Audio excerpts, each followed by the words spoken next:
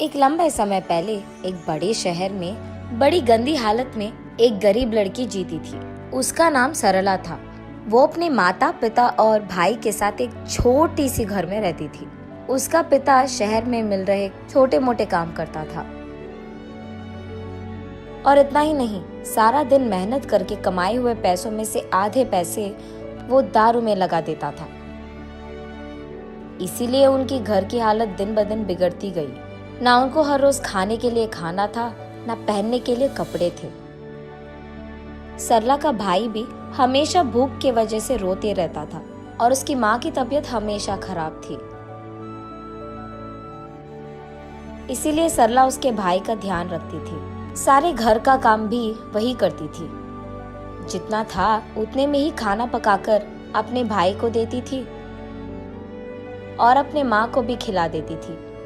अगर कुछ बचता तो खाती थी, वरना वो भी नहीं करती।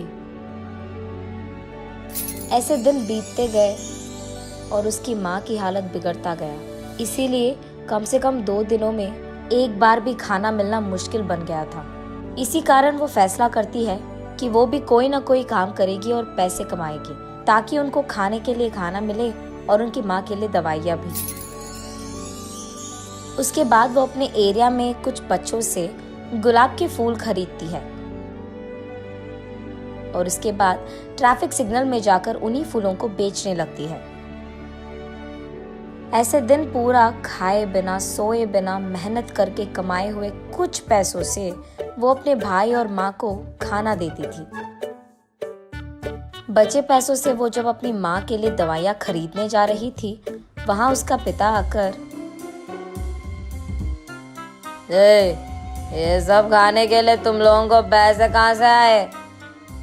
तब सरला घबराते हुए, वो आज पूरा दिन मैं ट्रैफिक सिग्नल के पास फूल बेचकर कमाए हैं पापा। कुछ पैसे बचे हैं क्या? हाँ? कुछ बचे हैं पापा, माँ के लिए दवाइयाँ खरीदने जा रही हूँ।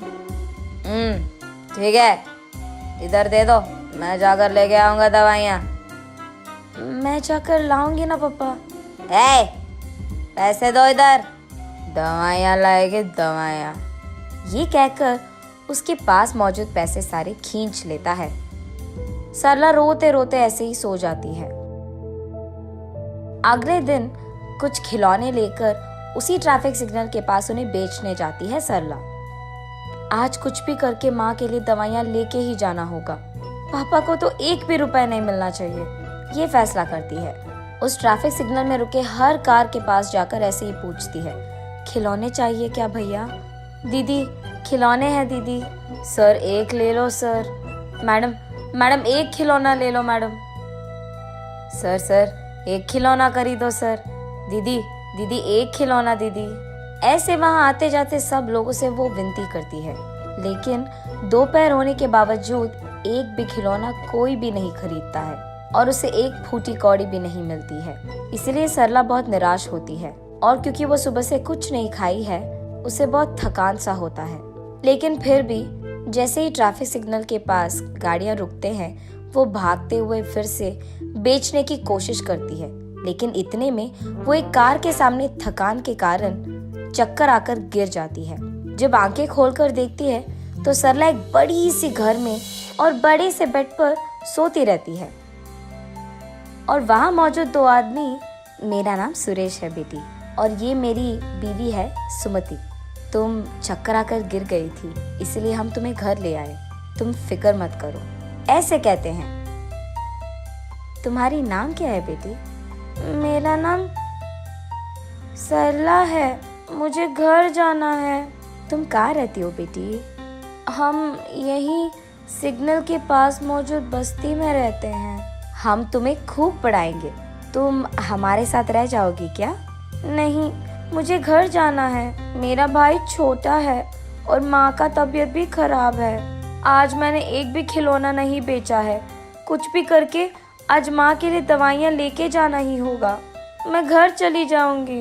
ये कहकर वहाँ से निकलने ही लगती है कि रुको बेटी, तुम्हें जो दवाइयाँ चाहिए वो मैं खरीद दूंगा और मैं तुम्हारे घर के पास भी तुम्हें छोड़ दूंगा।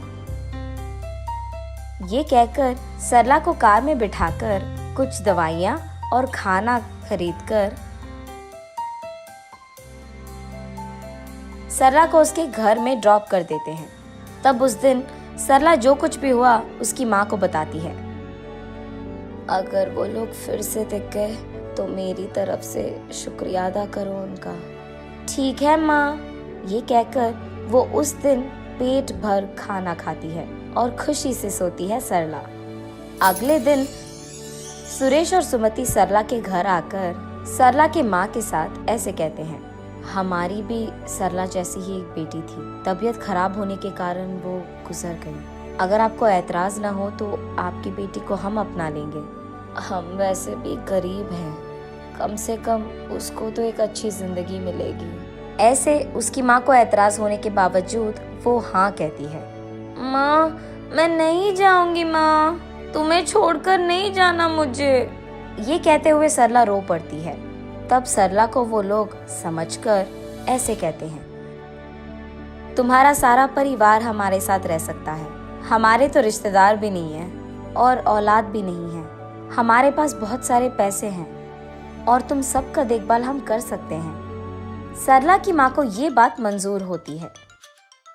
तब सुरेश और सुमति सरला के साथ उसकी सारी परिवार को उनके घर ले जाते हैं। अगले ही दिन से सरला एक बड़ी पाठशाला में पढ़ने के लिए जाती है और सरला के भाई को खेलने के लिए बहुत सारे खिलौना खरीद कर देते हैं। सरला की माँ को भी एक अच्छी अस्पताल में इलाज करवाते हैं और सरला के पिता को काम करने के लिए एक अच्छी नौकरी देते हैं। ऐसे उस गरीब लड़की सरला को सुरेश और सुमति के कारण एक अच्छा जिंदगी मिलता है और उसके साथ साथ उसके परिवार को भी।